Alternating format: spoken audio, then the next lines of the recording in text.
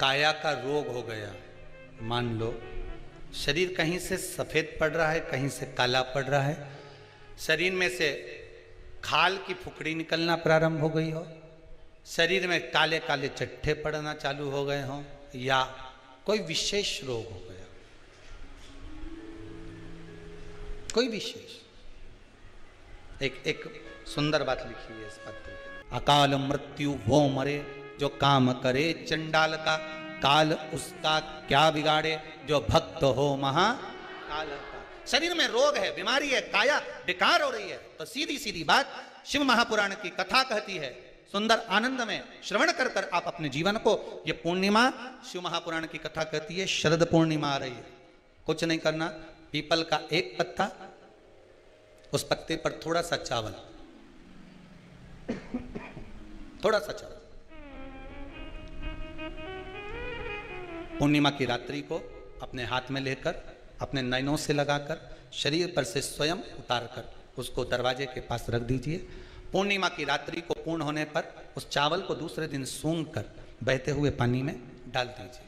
महाराज कितने भी रोग से ग्रसित हो गए, पीपल का एक पत्ता 52,000 ब्राह्मण की साक्षी कराता है। महाराज बहुत ध्यान देना, पीपल के वृक्ष में स्वयं नारायण का, मेरे कृष्ण का वास है। स्वयं भगवान गीता के अंतर्गत कहते हैं कि मैं पीपल का वृक्ष हूं, नारायण उसी में। 52,000 ब्राह्मणों का वासा एक पीपल के पत्ते में होता है। और आपको पहले भी कथा में कहा, गाय ब्राह्मण बहन बेटी ये सब काल का हरण करने वाले हो, काल को हरने वाले हो, रोग तो मिटाइए, शिव का स्मरण करो। पूर्णिमा के दिन चावल का एक आखा दाना, आखा दाना जानते हो, पूरा खंडित चावल नहीं, कितना चावल, एक दाना चावल का शंकर भगवान के शिवलिंग पर समर्पित करिए। एक बेलपत्र जिसका डंडी का मुख अपनी ओर हो, जहां से चावल चढ़ाया है, उस चावल के ऊपर अपनी कामना कर कर रख दीजिए और चंद्रमौली भगवान का स्मरण करिए। कौन से भगवान? शंकर भगवान का सर्वश्रेष्ठ सुंदर नाम है चंद्रमौली। चंद्रमौली भगवान का स्मरण करिए, अपनी कामना कर कर बेलपत्र समर्पित कर कर शिव जी पर एक लोटा पानी, एक जल पात्र समर्पित करो, कलश से जल चढ़ा दीजिए, नौ में वो जल लगाकर अपनी कामना कर कर वापिस घर को आइए। अगली शरद पूर्णिमा आएगी, जो कामना करी है मेरा चंद्रमौली भोलेनाथ उसे पूर्ण कर ही देगा। शिव उपासना के लिए जितनी 12 महीने में पूर्णिमा पड़ती है, एक एक पूर्णिमा का व्याख्यान वर्णन करेंगे। आज तो कथा का महत्तम दिवस है, पहला दिवस है, तो हम उसको महत्व समझें कि पूर्णिमा का महत्व क्या है, हम उसका महत्व समझें कि शंकर और चंद्र का रिश्ता क्या है, संबंध क्या है।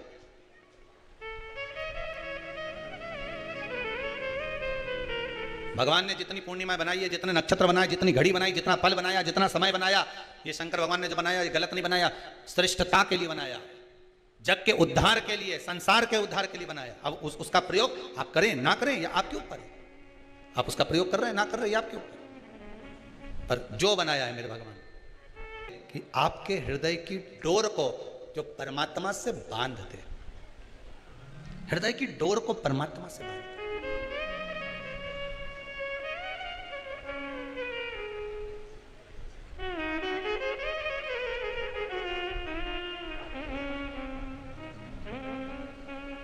हृदय की डोर, जैसे धन उलझ गया, तुमने तो कोई अच्छा सोच कर किसी को पैसा दिया,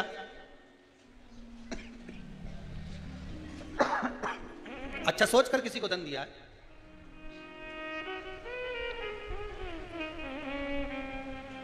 और वह धन उलझ गया, नहीं आ रहा, पैसा वापस दे ही नहीं रहा।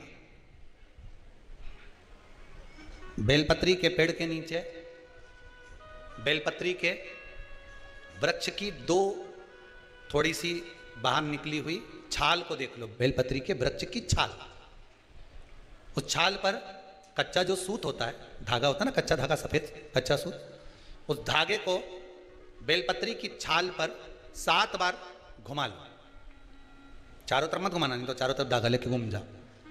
बेलपत्री का जो वृक्ष होता है, उस वृक्ष की छाल पर 7 बार घुमा लीजिए। ये केवल शरद पूर्णिमा का ही उपाय है, इसके बाद नहीं करना है इसको, केवल एक ही दिन होगा। बेलपत्री की छाल पर उसको घुमा लीजिए 7 बार घुमाकर, जब वो जनेऊ की तरह हो जाएगा ना, उसको उतार लीजिए। बेलपत्री के वृक्ष के नीचे घी का दिया लगाइए, हाथ में उसको रख लीजिए। जिस व्यक्ति को तुमने धन दिया और वो उलझ गया, नहीं दे रहा, पैसा पहुंचा नहीं रहा है, उस छाल पर जो धागा आपने लपेटा है, श्री शिवाय नमस्तुभ्यम का स्मरण कर कर बेलपत्री के पेड़ के नीचे कुंदकेश्वर महादेव का नाम लेकर उस धागे को शंकर भगवान को छुआकर महाराज माता पार्वती के चरणों में ले जाकर छोड़ दीजिए। अब विनती कर कर छोड़ दो और निवेदन कर दो, माँ मेरी इतना धन है, इतना पैसा है, विश्वास कर कर मैंने उसको दिया था, वो नहीं दे रहा, माँ से निवेदन करो। फिर कहेंगे संसार वालों के सामने जाकर रोगे तो दुनिया के लोग हंसी उड़ाएंगे। आप किसी से कह दो मेरा 5 लाख रुपए वो लेकर भाग गया, दिया काय को, हमसे पूछा था, हमने कहा था। दुनिया के लोगों के सामने जाकर कहोगे तो हंसी उड़ाएंगे, अच्छा है लेकर भाग गया, अच्छा है डूब गया। हमें किसी के सामने नहीं रोना। द्रौपदी के 5 पुत्र जब मारे गए तो द्रौपदी किसी के सामने जाकर नहीं रोई। द्रौपदी अगर रोई तो परमात्मा के चरणों में जाकर रोई।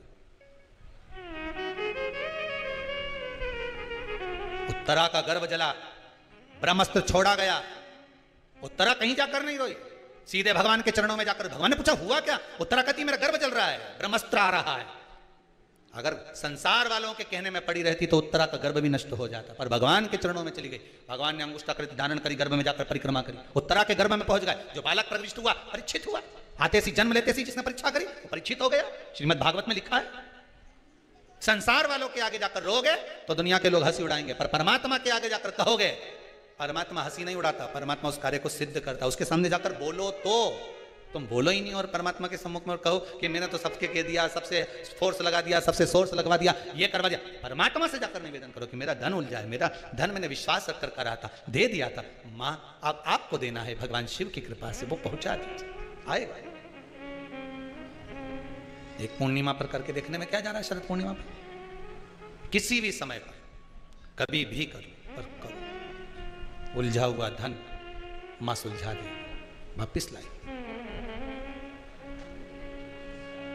उलझ गए चंद्रदेव के आंखों में अश्रु, मुझे काया का रोग हो गया, काया मेरी टपक टपक कर नीचे गिर रही है। देव ऋषि नारद आप सुलझा सकते हो, कोई सदगुरु होगा सुलझाने का प्रयास करेगा, कोई सदगुरु। 300 ऋषि राजा परीक्षित को मिले थे रास्ते में जाते जाते। कोई कह रहा था हम यज्ञ करा देंगे, कोई कहता हम ये करवा देंगे, कोई कहता हम ये करवा देंगे। राजन तेरे पास 7 दिन है। राजा ने मन में सोचा अगर यही सब करता रहा तो भगवान कहां से मिलेगा, नहीं कराओ। बड़ के पेड़ के नीचे, बट वृक्ष के नीचे जाकर राजा बैठ गया सुखदेव जी महाराज के चरणों में। सुखदेव जी ने कथा कहना प्रारंभ कर दी, राजा ने सुनना प्रारंभ कर दी। 7 दिन पूर्ण हुए और राजा को भगवान का दर्शन हो गया। बस यही सुख है। भटकोगे तो भटकाने वाला ढेर मिलेगा, हम भटकना नहीं। अब सौंप दिया इस जीवन का सब भार तुम्हारे हाथों, हे भगवान की भक्ति में डूब कर अगर सुख का अनुभव करोगे तो वो मिलेगा। महाराज देव ऋषि नारद ने कह दिया चंद्रदेव शंकर जी की आराधना करो। समुद्र के किनारे पर बालू रेत का शिवलिंग बनाया, बालू रेत का शिवलिंग बनाकर उसकी आराधना करें। अब देखिए कंकर में शंकर है।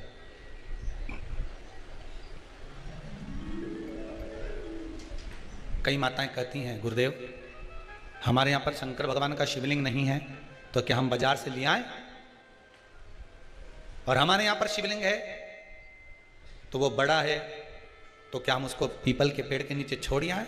नहीं, शिवलिंग है तो पूजन करो, नहीं है तो भगवान का जब स्नान कराओ, ठाकुर जी का कराओ, देवी जी का कराओ, जो तुम्हारे घर में भगवान है उनका जब पूजन कराओ, तो पूजन कराने के बाद में जब उनका स्नान कराओ, स्नान कराते समय थोड़ा सा भाव यही प्रकट कर लेना कि हम शंकर विश्वनाथ को, महाकाल राजा को, सोमनाथ को, मल्लिकार्जुन को, भीमाशंकर को, त्र्यंबकनाथ को हम जल चढ़ा हे तो ठीक है, नी है तो देवताओं को बढ़ाने की जरूरत नहीं है। कारण क्या है? तुम तो कर लोगी सेवा, तुमसे तो सज जाएगी, पर आने वाली पीढ़ी करेगी क्या? घर में सेवा उतनी ही करना, उतनी ही रखना जितनी तुमसे बन रही हो। तुम्हारे जाने के बाद घर के बहू बेटा भगवान को डलिया में भर के वृंदावन छोड़िया, ऐसा काम मत करना। जितनी बने उतनी छोटे रूप में सेवा करोगे तो पीढ़ी दर पीढ़ी चलती रहेगी। ज्यादा सेवा को बढ़ा दिया, छूना नहीं, नहा के आओ, कपड़े बदल के आओ, ये कर आओ, जाओ जरा। जितना तुम पूजन को, सेवा को, भजन को, कीर्तन को जितना हवा बनाओगे, जितना डराओगे लोगों को, वो उतने डरेंगे, उतने डरेंगे। सेवा को, भजन को, पूजन को कभी डराने का केंद्र मत बनाओ। ये तो भगवान की मस्ती का आनंद सुख है। लोटा भर के पानी भी अगर चढ़ा रहे हो, शंकर जी के मंदिर में जाकर जल चढ़ा रहे हो, थोड़ी गलती हो गई, भगवान से कह देना तुम्ही ने सिखाया है, हो गई तो हो गई, आप ही ने तो सिखाया, नहीं जानते थे। अब धीरे धीरे धीरे धीरे लोगों को शिव महापुराण सुनते सुनते मालूम पड़ रहा है कि शंकर की कैसे पूजन करना चाहिए, बेलपत्री कैसे चढ़ाना चाहिए, जल कैसे चढ़ाना चाहिए, धतूरा कैसे चढ़ाना चाहिए, चंदन कैसे चढ़ाना चाहिए, काली तिल कैसे चढ़ाना चाहिए। ये लोगों को ध्यान में अब आ रहा है धीरे धीरे। पहले नहीं मालूम था तो हो गई, गलती हो गई तो स्वीकार, हमने गलती करी। शिव पुराण कर रही है, भगवान शंकर की कथा कर रही है। चंद्रदेव ने भगवान शंकर की आराधना करी, बालू रेत का शिवलिंग का निर्माण कराया महाराज जी। शिव महापुराण की कथा में आता है, देवराज नाम का ब्राह्मण जो गलत कर्म करता था, चोरी करता था, शरीर में ताप पड़ने के बाद में जब वो शंकर के मंदिर में जाकर कथा सुना और थोड़ी सी कथा सुनकर बाहर निकला, तो उसको केवल कथा का एक तत्व उसके जीवन में उतर गया था, अंश मात्र उसके जीवन में उतर गया था, उसको परमात्मा मिल गया था, अंश मात्र। बिंदुक की धर्मपत्नी चंचुला देवी